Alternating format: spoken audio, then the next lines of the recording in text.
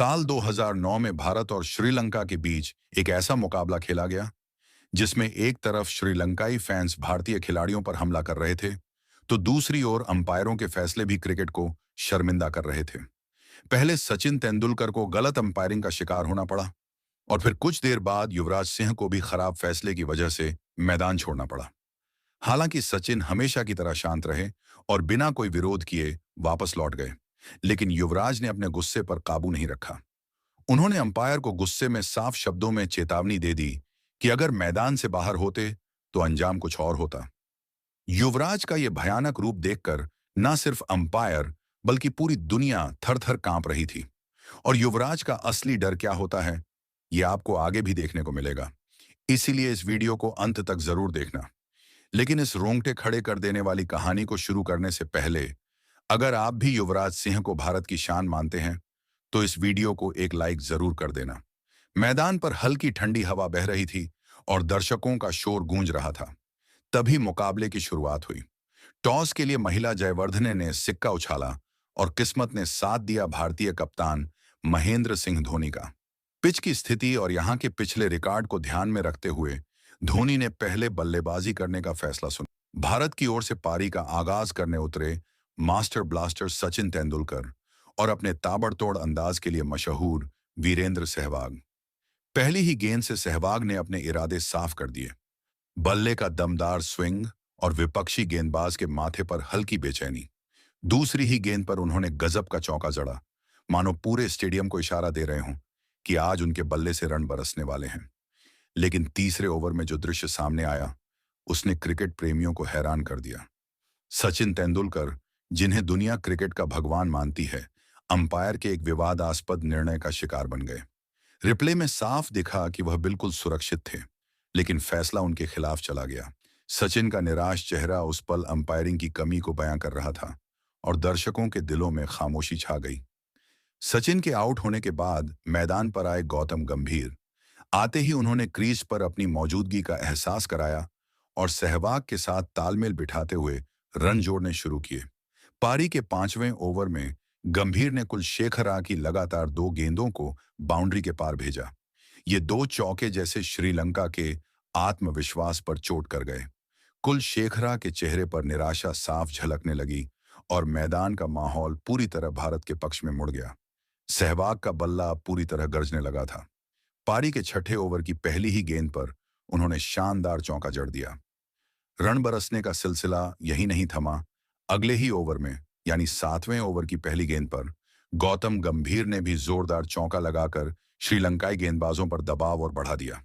ये दोनों बल्लेबाज मानो श्रीलंका के गेंदबाजी आक्रमण को तहस नहस करने पर तुले थे। भारतीय टीम के लिए पहला पावर प्ले शानदार तरीके से बीत रहा था, लेकिन इसके बाद एक मोड़ आया। महरूफ की गेंद पर गंभीर ने एक शॉट खेलने की कोशिश की, मगर गेंद सीधा विकेटकीपर कुमार संकारा के हाथों में जा समाई। हालांकि गंभीर पहले ही 27 रन बनाकर टीम को शुरुआती झटके से उबार चुके थे। उनके पवेलियन लौटते ही मैदान पर आए युवराज सिंह, जिनकी मौजूदगी खुद में ही विपक्ष के लिए खतरे की घंटी थी। 10 ओवर की समाप्ति तक भारतीय स्कोर 60 रन पर 2 विकेट था। इसके बाद सहवाग ने एक बार फिर कुलशेखरा को निशाने पर लिया और बेहतरीन चौका लगाया। कुलशेखरा का हाल वहीं पुराना रहा। रन लुटते रहे और बल्लेबाज मजे लूटते रहे। भारतीय बल्लेबाजों के सामने श्रीलंकाई गेंदबाज बेबस नजर आ रहे थे, मगर सहवाग ने एक गलती कर दी। उन्होंने एक शानदार शॉट लगाया और आसानी से 2 रन ले लिए, लेकिन तीसरे रन के लालच में रन आउट हो गए। भारत को तीसरा झटका सहवाग के रूप में लगा, जिन्होंने महज 24 गेंदों में 42 रनों की धमाकेदार पारी खेली। अब युवराज का साथ देने क्रीज पर पहुंचे सुरेश रैना। युवराज का बल्ला अब पूरी तरह खुल चुका था। उन्होंने कुछ बेहतरीन शॉट्स खेलते हुए भारत का स्कोर 18 ओवर तक 100 के पार पहुंचा दिया। कभी अपनी रहस्यमयी गेंदबाजी से बड़े बड़े बल्लेबाजों को परेशान करने वाले अजंता मेंडिस इस दिन युवराज के सामने पूरी तरह असहाय नजर आ रहे थे।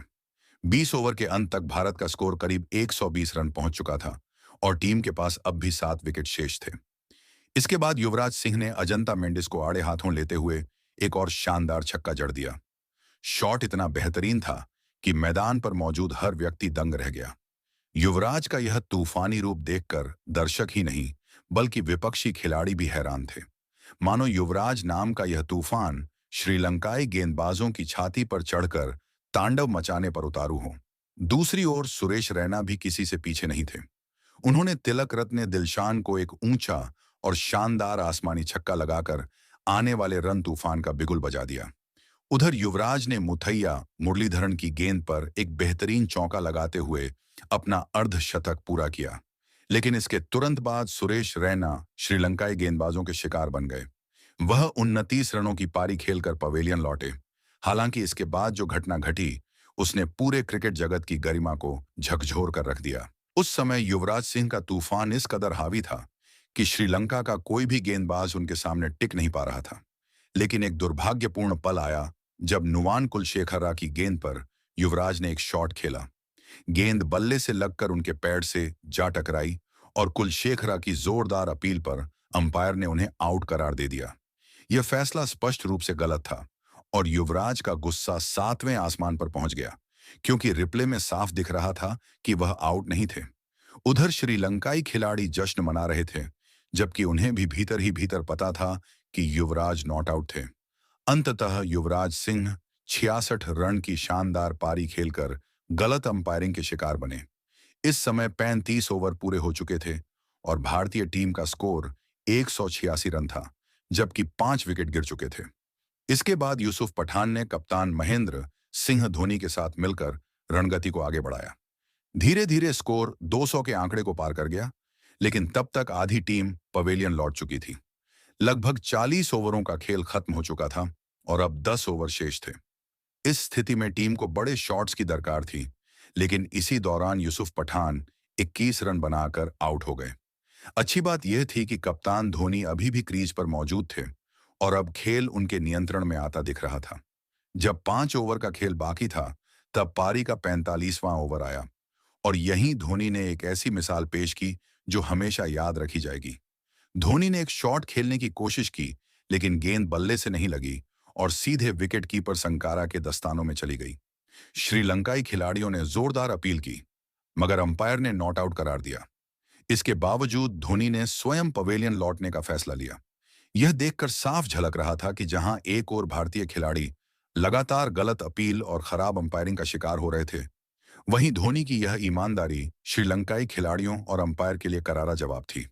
अंततः कप्तान महेंद्र सिंह धोनी 23 रन बनाकर पवेलियन लौटे।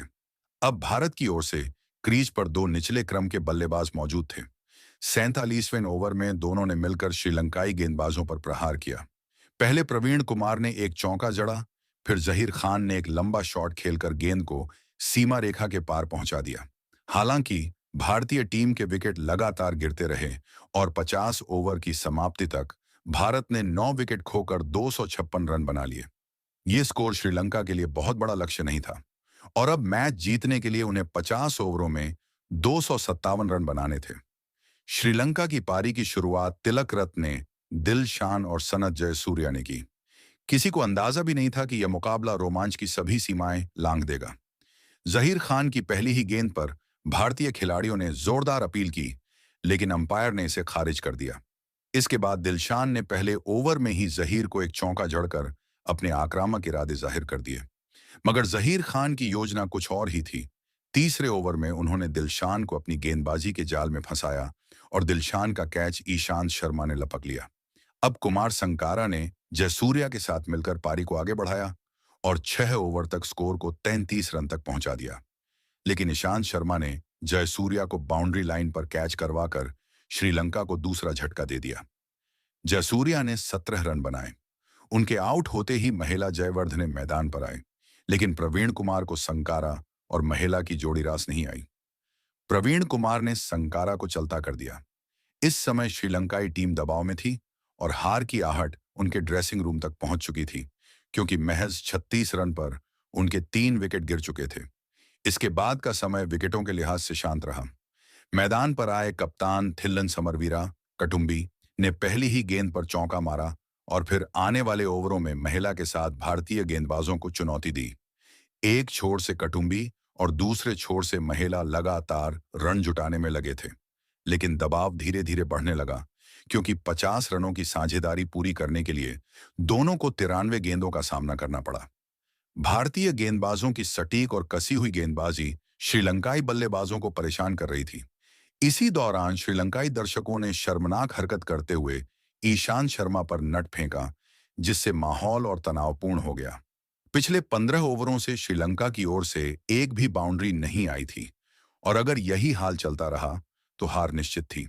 महिला जयवर्धने ने रैना को एक जोरदार छक्का लगाकर लंबे समय से चल रहे बाउंड्री के सूखे को तोड़ दिया। अब दोनों बल्लेबाज अपने अपने अर्धशतक के करीब थे। इसी बीच महिला ने 74 गेंदों में अपना 50 पूरा किया। 50 बनने के बाद उन्होंने पारी को गति देने की कोशिश की, लेकिन प्रज्ञान ओझा की गेंद पर बड़ा शॉट खेलने के प्रयास में कैच देकर लौट गए। उनका योगदान 52 रन का रहा। इसके बाद कटुंबी ने 1 रन लेकर 95 गेंदों में अपना अर्धशतक पूरा किया, जो काफी धीमी गति से आया था। 38 ओवर के अंत तक श्रीलंका का स्कोर 150 के पार पहुंच गया। अब उन्हें 72 गेंदों में 107 रन की दरकार थी।